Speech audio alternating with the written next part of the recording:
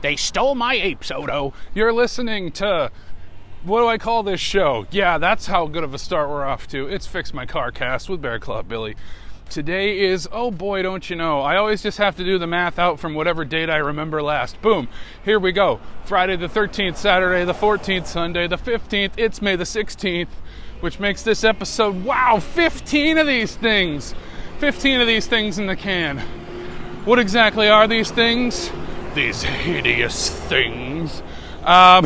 You're listening to a podcast that I record on my walk to or from work. Today's walk is from work. What a day it's been. But you don't need to know what I do with the talent agency.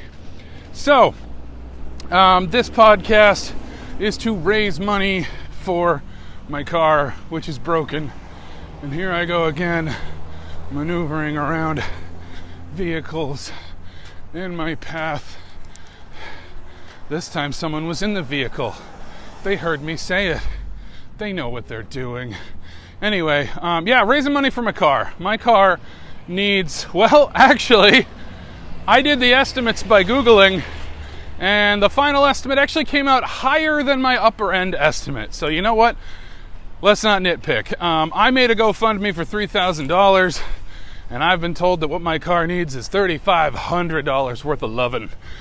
So, whatever. I'm still only raising $3,000. When I raise the $3,000, this podcast promptly ends forever. You wield such power. Simply throw money in the bucket. The link in the description. And you too could end this podcast. But on the way to ending this podcast, you get to request a topic. That's right. If you either A, throw money in the GoFundMe, or B, sign up for my Patreon at the $5 or above level, you get to pick a podcast topic, which I should get around to. Before I get around to the podcast topic, we got another donation in the bucket. This one comes to us from James Martin. Thank you so much, James Martin, which I will now say it that way and only that way for the rest of my life. James Martin. Good old James. James threw some money in. James gave me a weird topic. That's what I like to see. Thank you, Jimbo.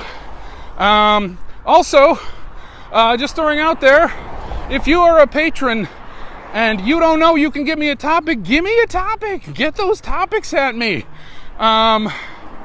We have someone who donated that we still have not been able to track down. Barry, I don't think I know you personally, and I can't figure out who a mutual friend of ours might be. You could truly be just a stranger with a kind heart. I love that. I love that about you, Barry. I've always loved that about you, Barry. But you got to give me a podcast topic, Barry. So if you think you might know who this Barry is, wait, no. This was a mistake last time, and it's a mistake now. Don't go poking around trying to figure out who my donors are. But, you know, if off the top of your head you're like, oh, my friend Barry mentioned that, hook me and Barry up. Get me and Barry together. Because I need a topic from you, Barry. And I also need topics from my patrons who probably don't even know I'm doing this somehow. Because, boy, am I promoting the hell out of it. All right. Time for the topic today. This topic comes to us from Nicholas. Thank you, Nicholas, for your donation and for this topic. So, for this one, I had to reread it a couple of times because it's a two-part request. One part of the request is to talk about a certain topic. The other part of the request is to not say a certain word. I had to reread it to make sure I am not allowed to say the word, but I am allowed to make reference to the thing the word describes. Riveting stuff, am I right? So, the word is a name. So I'm not going to say the name of the person, but I feel like I am allowed to describe the person, and if you figure out who it is, good on ya. But let's get to the topic. Ready? Drum roll on a chain link fence. Today's topic, I must talk all about NFTs without saying the name. You'll figure it out. So here we go. I know you're all excited for the NFT episode of Fix My Carcast. Well, I'll be completely honest, when I record this show, I do it in airplane mode because I'm terrified of a phone call or something stopping the recording. So I will simply let you know that I do have some notes on my phone because I want to get everything right when I talk about NFTs. I don't want to be one of those people who doesn't do their research. So here we go. Let's talk NFTs. Let's talk all about them. I was given no qualifier on what I can say about NFTs, so the good, the bad, whatever I feel like talking about. So let me paranoidly bring up my notes. Okay, so NFTs. Here's what you need to know about them. Okay, you know what? You're a genius, Nicholas, because I was like, this isn't that hard, but I'm loudly talking about NFTs while strangers can see me doing that, and now I'm like, oh no, they're assuming what kind of person I am from the subject matter that I'm discussing quite loudly. But no, really. Let's get into it. So, let's tell you a little bit about the history of NFTs, which we really can't get into without talking about Ray Noorda, Noorda, Ray Noorda. So what you need to know about Ray Noorda is that he owned the Canopy Group, which he had founded in 1992 through the Noorda Family Trust. And one of its holdings, Caldera, purchased the Unix assets in 1995 from the Santa Cruz operation, which had acquired them from Novell. In 1996, it also acquired the digital research assets from Novell and immediately brought a lawsuit against Microsoft that largely duplicated the claims that the Federal Trade Commission and Department of Justice had pursued in the early 1990s. This lawsuit was ultimately settled in 2000 with a $280 million payment to Caldera. So, that's basically what you need to know in a nutshell about the Noorda Family Trust, also known as NFT Ventures, Inc. So I think that's what confuses a lot of people about NFTs is they can't quite follow, the family history.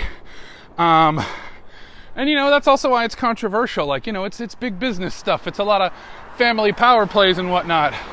Friends, I'm not going to be able to improvise around this. There is yet another vehicle just completely blocking the sidewalk. I don't know what makes people think they can do this, but really throws off my flow. I feel like I should just read off the license plate of this vehicle. JK wouldn't do that to you. All right, what was I talking about?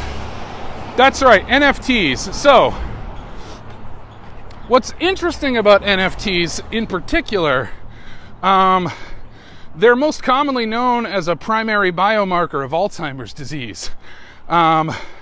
Specifically, they're aggregates of hyperphosphorylated tau proteins. Their presence is found in numerous other diseases known as taupathoses, and little is known about their exact relationship to the different pathologies. So if you were going to twist my arm to say something nice about NFTs, well, for one thing, I like that they help us identify Alzheimer's. So who knew? NFTs are making the world a better place. Don't take me out of context on that one.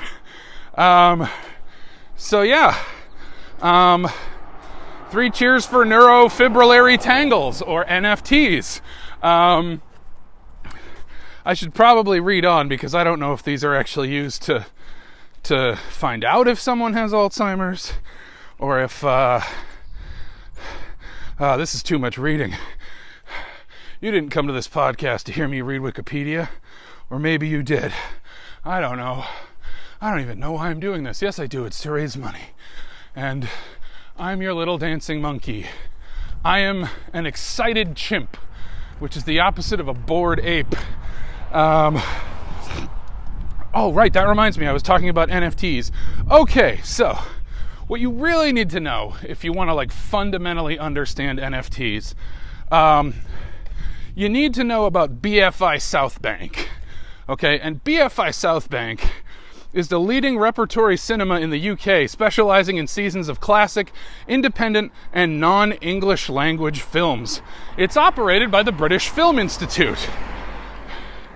And you're probably thinking, what does that have to do with NFTs? Well, I mean, isn't it obvious? NFTs are about art, and cinema is art. And the preservation of art is very, very important. And I love the British Film Institute. I have one of their books. They have a great book analyzing Back to the Future in just so many ways you would never think of. And when I say you, I mean me, and I'm thinking of Back to the Future 24/7, and I read the book and went, wow, this all went over my head. So shout out to the BFI's book on Back to the Future. And I'm sure all the other ones are quite as good as well. They have a lot of different films that they have books about.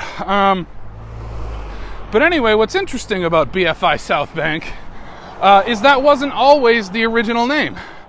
From 1951 to 2007, it was known as the National Film Theater, or NFT. So you see, it's all connected. It all comes together. Like all these... Nope. Fuck it.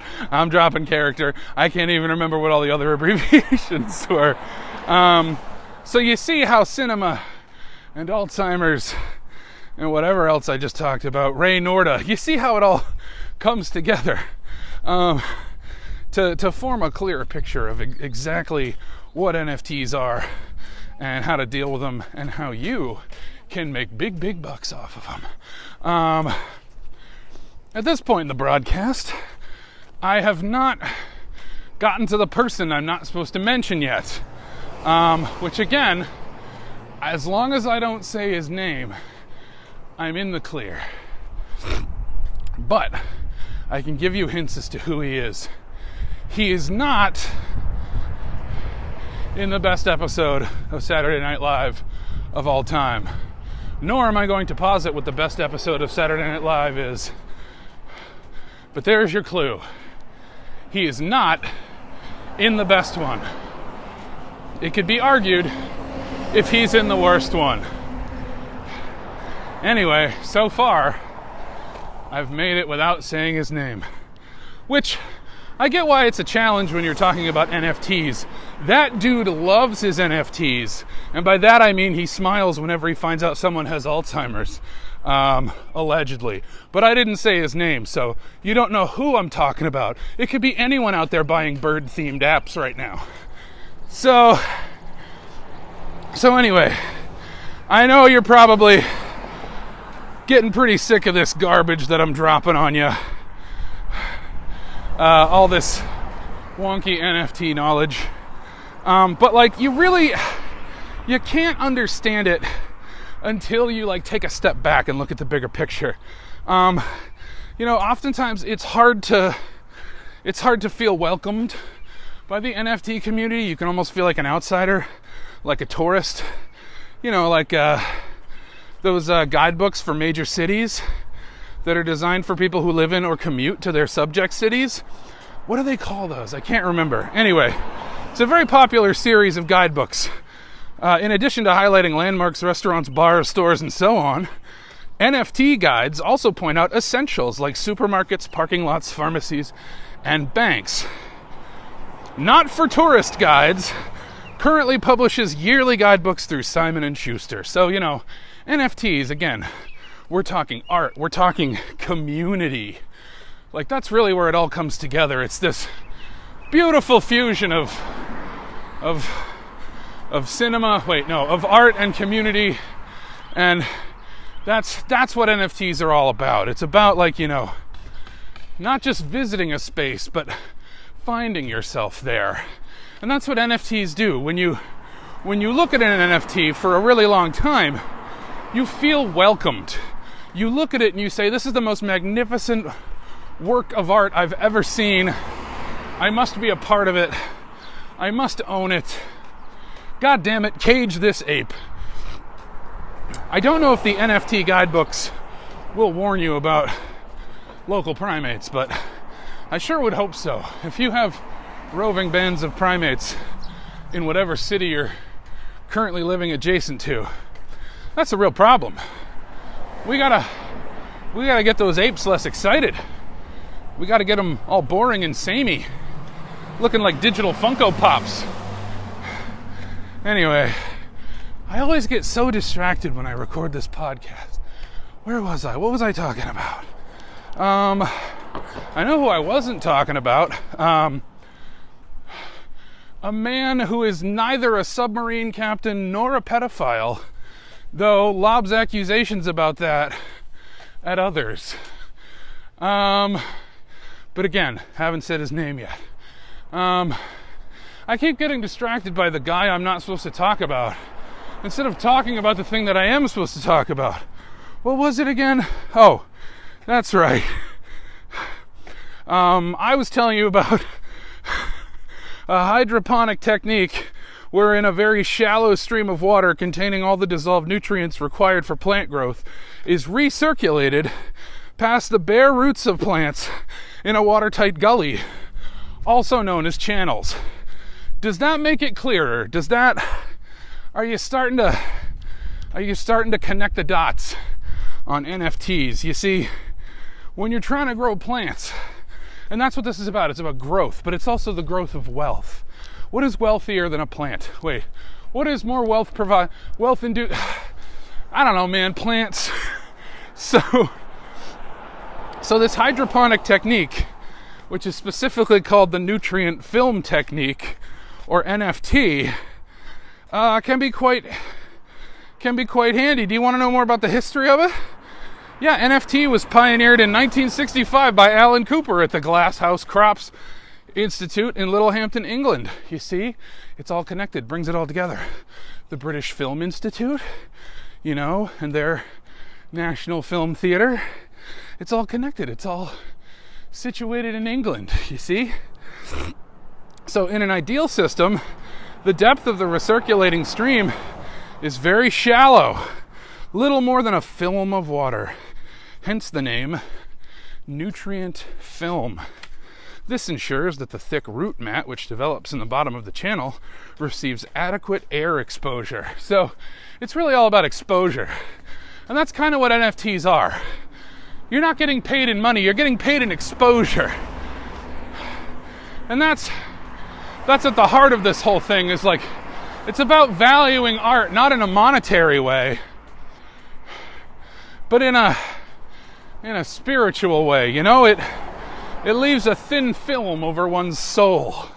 And that is the Nutrigrain, what the hell was it called? The nutrient film technique.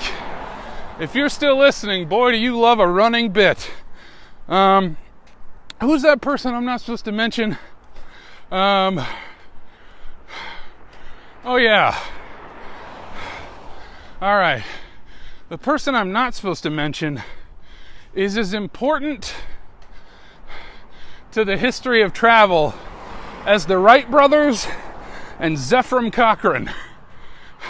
And if you don't believe me, you can ask, I want to say Jason Isaacs in season something of Star Trek Discovery.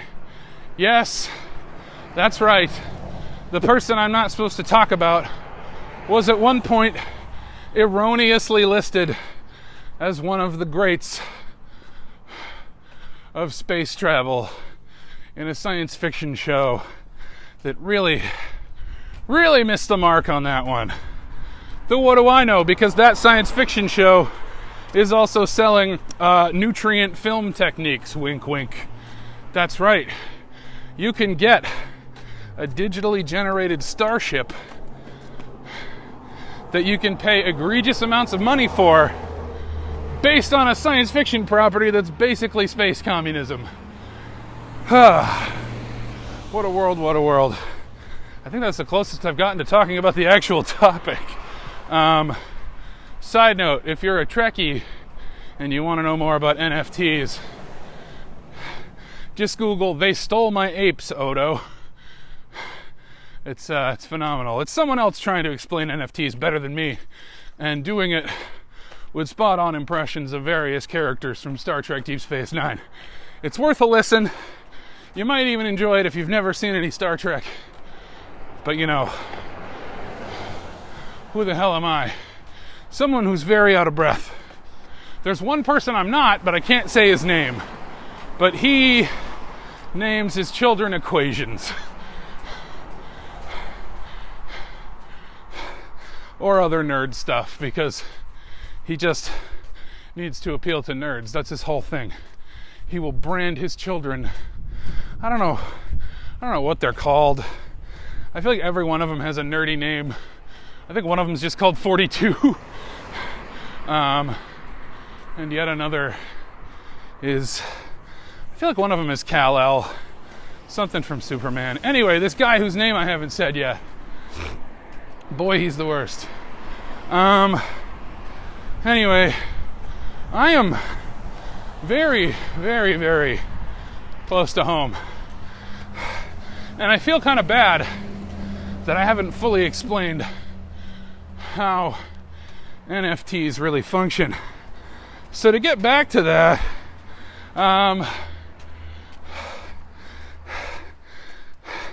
you may not know this, but Australia has a lot of different time zones. And I have to scroll to get to the relevant part. Just so many time zones. And what's interesting is Australia has external territories that follow different time zones, which is quite fascinating. And there's quite a few of them. There's Heard and McDonald Islands. That's one. There's Cocos or Keeling Islands. Their time zone is called CCT.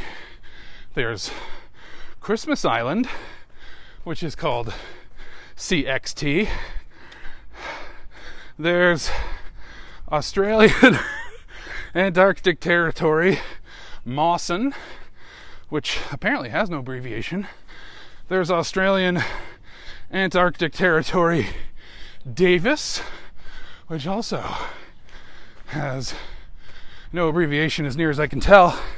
And there's Australian Antarctic Territory, Casey. I think that's all the times. Oh, wait, no, I missed one. There's Norfolk Island, which has the designation NFT,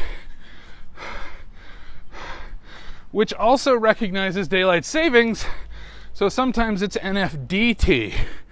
But that's not what I'm supposed to be talking about. I'm just talking about NFT. All right, well, let's learn a little about Norfolk Island. Oh, wait. I'm in airplane mode, so I can't click through any of the links. Oh, what a real bummer. I wish I could enlighten you about NFTs, or specifically the one NFT in Australia. I can enlighten you about the coconut spider crab, which is a gigantic crab that does not typically attack humans, but its claws are as strong as a lion's bite.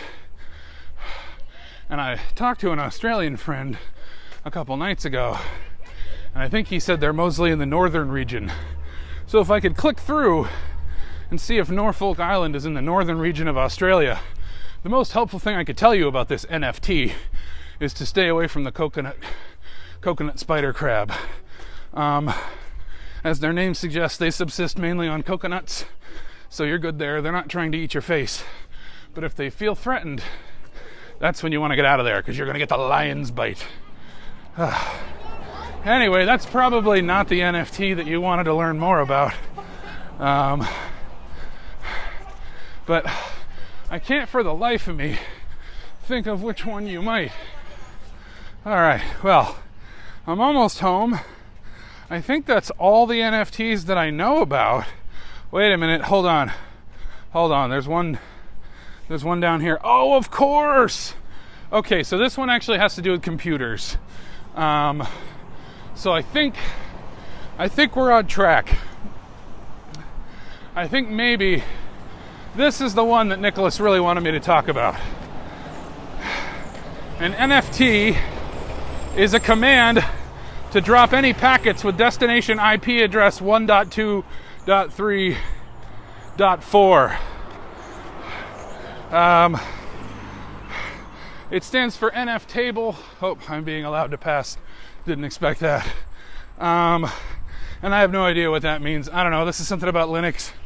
All right. I've crossed the crosswalk and I have arrived at home. Thank you for listening.